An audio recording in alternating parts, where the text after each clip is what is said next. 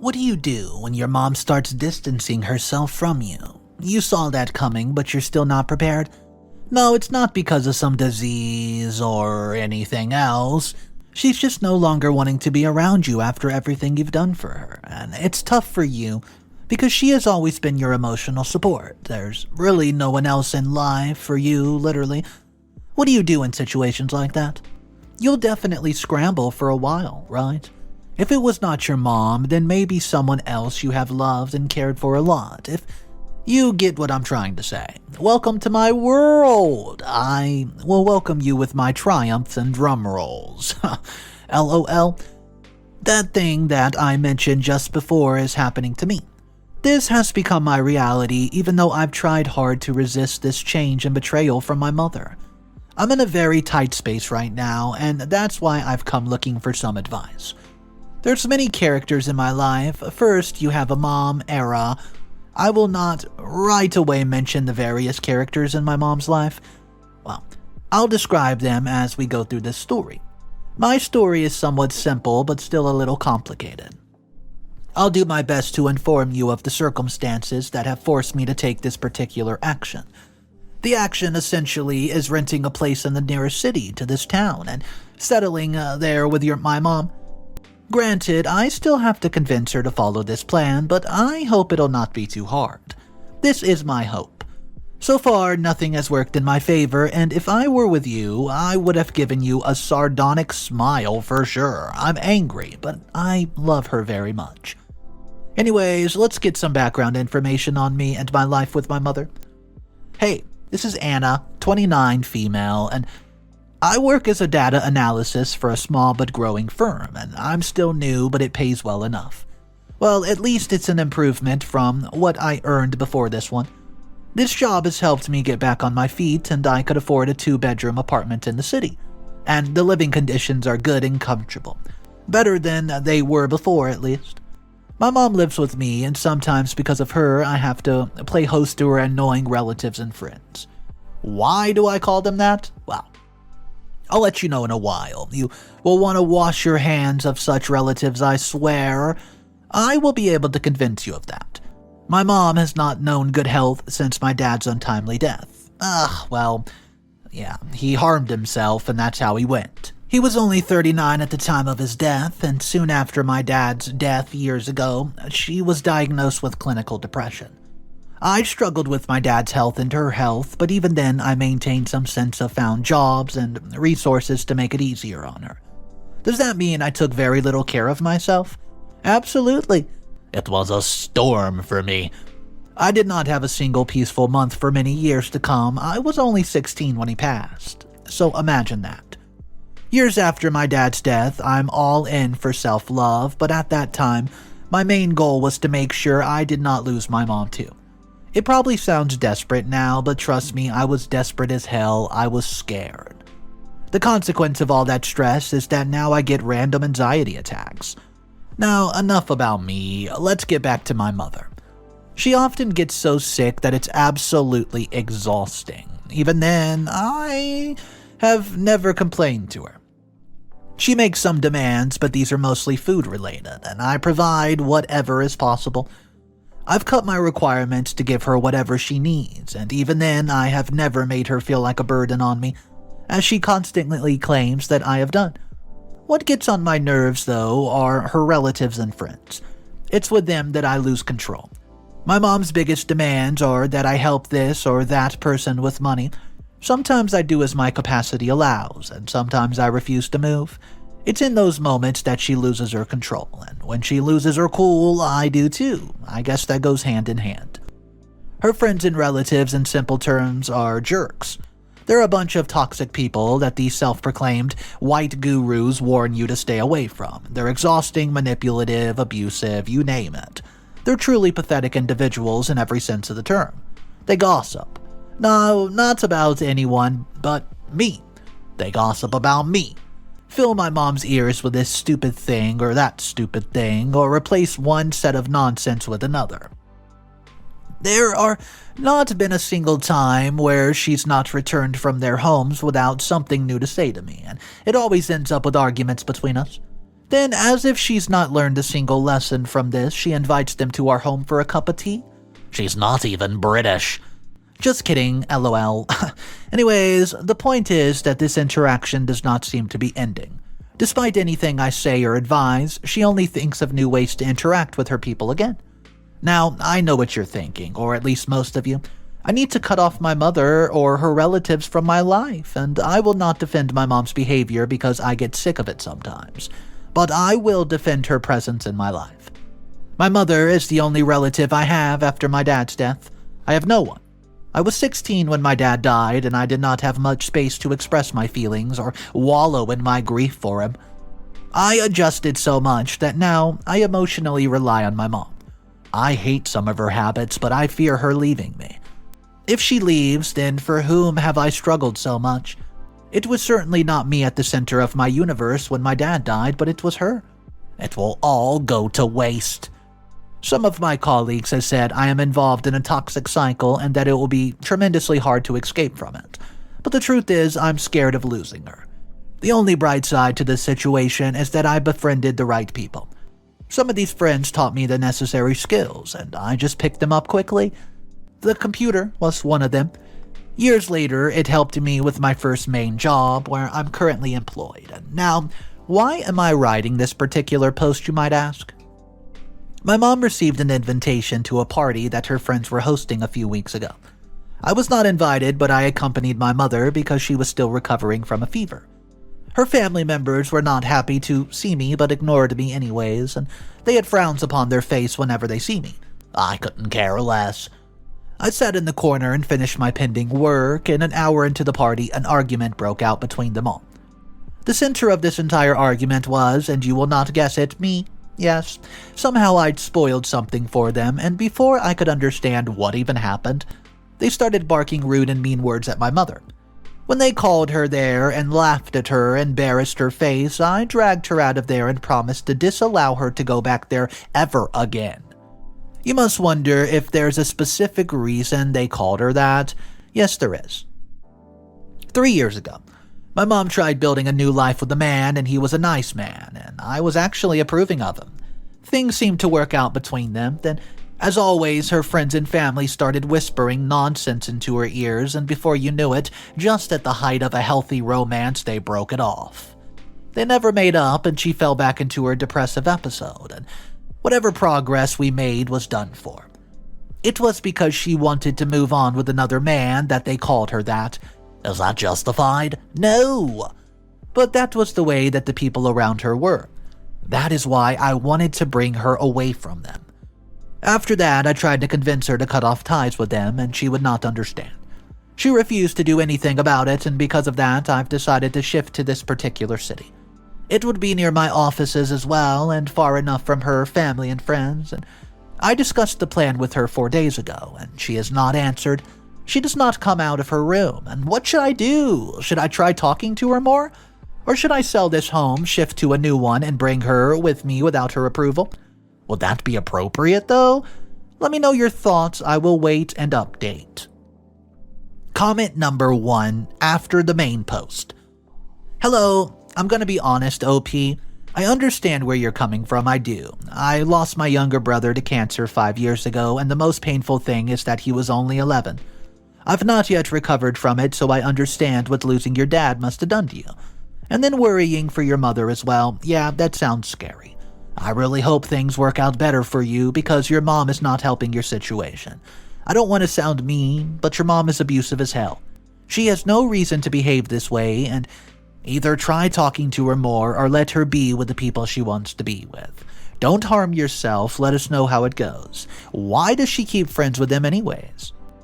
Comment number 2. Okay, now this is something new.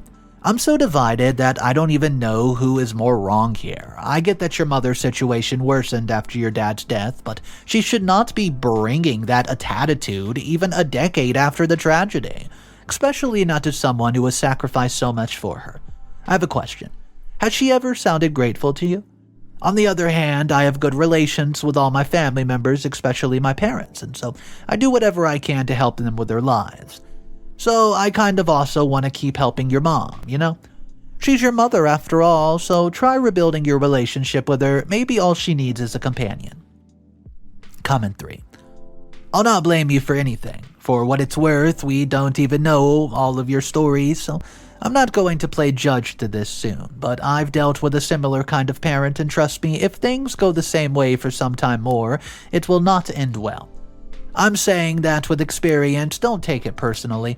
We sometimes get so dependent on your parents that we forget that they're also humans and just as likely to make mistakes as any other individual. Keeping that in mind, your mom has done enough damage and seems to want to do more. Be aware, OP, be aware. Update number 1. It's taken longer than I've hoped for the first update would take. I have a good excuse for this delay, however. You will know that in a while, and I'm so mad and confused right now that I don't know what to say. But I think I'm mostly exhausted. I mean, you can see worry lines on my face, and before breaking the most shocking news, I want to thank all of you who gave me advice and left kind comments. I understand the need to cut off ties with either of the two parties for my sake, and I agree with the idea now, and I'm unsure how long it'll take, but I understand its importance. Also, to the person who said I should go along with everything she asked of me because she is my mom, I guess that has conditions as well. Just because you have good relationships with your parents does not mean others do too. Why does she keep in contact with such people? Well, I remember her telling me a long time ago that she considers them her true friends, and it was easier for her to settle with people her age. So, there you have it. Now, trumpets and drums roll for the news I'll break to you. I also do not think that there's a scope for me to rebuild my relationship with my mom. Because, well, guys, I found that she is not even my mom. Yeah, shocker, right? I was only 7 months old when my biological mother left me in foster care because my quote parents happened to be caregivers there. My dad and I got close and my mom never came back, so my dad and mom decided to adopt me. I don't share my blood with the woman I've lived with for 29 years, and I don't know how to explain how I'm feeling right now. My mom had not even deemed it necessary to tell me until an argument broke out between us. The argument happened because she wanted to visit one of her family members. After all, they called her, and I disallowed it. I informed her that I'd already bought a home in another city, and we would be moving there by the end of next month. Instead of feeling happy, she threw sharp words at me with angry expressions, and her hair was a mess, so she looked like an absolute crazy person. Add to that her random movements, and she looked like she was on the verge of absolutely going crazy. When I tried to calm her down, and called her mom in the softest tone possible, she screamed, "Don't you call me mom!" I thought it was another of her tantrums, but it wasn't that. What again I did was try to calm her down, and she went into her room. 5 minutes later came back with a bunch of old yellow papers, and she slapped it into my face. She asked me to read it. I knew what it was, but I asked her anyways what she meant by it. She answered, "You're freaking adopted, dummy. You have no right to tell me what I should do. You're not family, they are." As I stood there in shock and confusion, she grabbed her purse and walked out to God knows where, most likely to one of her relatives' family home. I'll say it was the cruelest sentence ever. I've taken so many leaves in the past 3 weeks that I'm sure my manager would have fired me if not for my performance, but adopted! I had not expected that in my wildest of dreams.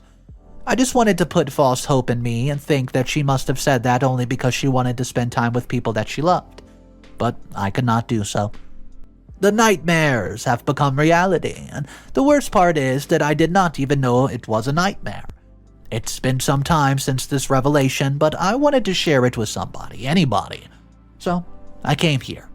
Let me know your thoughts and tell me what I can do now. Does it matter if she's not my biological mother? I don't even know anymore. Most of all, though, let's make a bet. How many of you had thought this to be a possibility? Did anyone even expect it? Let me know in the comment section. Update number 2. Hello. This is Anna. I understand this is the 6th week since my last update, yes I know, but I promise you, none of the days have passed in vain. I've taken some steps, and most of all, I've decided to cut off ties with my mom. I assume a lot of you must have seen this coming, if not everything. The relationship between an abusive mother and an overworked daughter had to end somewhere. It's sad, though, that this is the end. I'm sure my dad would not have had this happen in 1,000 years, and he loved me. But my mom's behavior makes me wonder if he would have turned out to be the same. I guess we'll never know about that. Let me give you a recap of every drama that I've experienced in the past few weeks. Let me begin with what happened immediately after my mom and I had the argument. I tried talking to her. I left her where she was for a few days because I simply needed some time. So I let it be. After a few days, I tried contacting her, and thankfully she picked up my phone call. She spoke more decently than the last time, but she was still distant from me, you see. In a way, she made it look like she did not even want to talk to me because she could not care less. Even then, I tried my best. It did not work out. Instead, she went into detail about how adopting me had extra burdens on my dad's shoulders. There were fights between them over everything, and I was the cause of it. Then more and some more and more. And I've given her my youth, guys. I put myself aside for her. It was the outcome of that, and honest to God, I was so exhausted that I eventually spilled it on my friends at work. They said a lot of things, but essentially they said I should give this a last chance, just in case. I did not want to talk to her again, especially not at the place that she currently made her home. But I thought giving it a chance would not hurt me, so I did it. And this is how it went. I arrived there, and my mom had her entire gang with her. They were laughing, talking, and abusing each other, and I remembered her saying something along the lines of, wanting to get rid of her loneliness. And I guess this is what she meant by that. I could see her wearing the clothes and jewelry that I've bought for her, and there's no doubt that she was showing them off. I did not pay attention to any of that, well, because after that, instead I had just approached her. She immediately refused to move from there, and she demanded that whatever I do, I must say it in front of her people. Because I've already felt so fragile and hurt by her previous remarks, my speech was not really as confident as it usually was in the past. I admit now that it seems like an embarrassing moment. Anyways, I reminded her of the apartment that I've bought in the city and how I was still willing for her to move with me. When one of her friends asked why I wanted to take her away, I replied that I did not want her around people like them. The truth got into their nerves and they started hollering and screeching about this and that, and then they said that I had no right to do any of that. I knew the reason behind that comment, but I hope that they did not know the truth. Sadly, I seem to hope a lot. Immediately after that, they whispered to each other and then started discussing the adoption openly. My mom, all this time, remained silent and my eyes were set on her. And although the remarks hurt me, I hoped that she would say something. Anything. As I mentioned last time, I always just hope too much. She did not say anything, and when I said, "Mom, please say something," "Stop ducking, embarrassing me, and go away. Leave me alone. Well, I was hurt by her words, so I threw her the latest medical records in one of her friends' faces, and one got violent, jumped on me, and grabbed my hair. Now, guys, I was already irritated and upset by the entire thing, and I was not in control. So forgive me for what I'm about to tell you. I slapped her. It took everyone by surprise, but I slapped her. You should have seen their faces. They look like angry cartoon characters. I expected my mom to finally understand it, but all she screamed was, "Leave my people alone!" I was hurt, but I did just that, and in anger, I also decided I've had enough of her bullcrap. I had cash with me because she had asked for it the last time we talked, but I kept it with me, so I decided I would not pay her again. So yeah, all that happened for a recap, and we had our last confrontation for a while. My mom did not stand up for me, and I've decided not to give her money. If she cares about her people so much, they'll take care of her. At this point, if I did not take care of myself, nobody would. So this is my first, and I have only one question. Did I do the right thing? Update number 3. Guys, it's actually been a few months. Well, I'm here for another update. I'll keep it short. Sadly, despite all the great conversations we've had so far, this will be the final update. I'm sure I'll make some awesome friends with you, cause I need to cure my quote loneliness, LOL. Anyways, I have little to update you guys about. First, I guess one of the comments was right after all. When I first read your comment, I was so mad that I did not even want to mention it anywhere, but I guess you make a lot of sense now. My mom, who is not even my mom, has made several mistakes, and she's capable of making more mistakes, and I finally accepted that at 29 years of age. It only took me 13 years after my dad's death to realize it, and wow, at least it got through to my head. A few comments asked how my life is going, and it's not really been easy. As I've mentioned many times, I've always been emotionally dependent on my mother. It's certainly not easy for me. Sure, I'll learn to cope with this in the coming years, but it's been tough on me. To help deal with this, I've contacted a therapist, because I have no one but myself to spend money on. I think I can manage the extra expenses for a while, and I just hope my therapist does not turn out to be a scammer, like my mom's friends and relatives have. Shocked at the mention of her. Well, I have some news regarding her. It hurts me to write this, but my mom's confidence in her people did not end well. It aged like milk. If you want a kinder version of me, then I feel sorry for her. The news is that after I left her with her people, she stayed with them for weeks. She changed her number, blocked my number, and after a while, I shifted to the new city as well. A few weeks later, she gets sick, was admitted to a hospital, and since none of them had my number, they paid for it. They handled it somehow and let her stay with them post-recovery. Unfortunately, she got sick after a few days. She had drunk with them and slept outside in the moderate cold throughout the night. She had a fever and a cold the next morning. They brought her medicine, and when she recovered, they kicked her out. Guys, she had no place to go. She remained homeless for a very long time, and she lived on scraps of the kindness of strangers, and I had not been informed of any of this at all. She learned the ways of the street. Then people similarly like her took her in, and now she lives with a bunch of new people under whatever conditions. They rely on Meals on Wheels, or so I've heard, and all this time she's not contacted me at all. Months have passed, and I've lost every single hope of meeting her ever again. I don't know anything else. I don't even know if she's okay right now. All of this happened because she wanted to deal with her loneliness in the worst way possible. Despite all this, I would like to thank you for the support and advice that you've given me.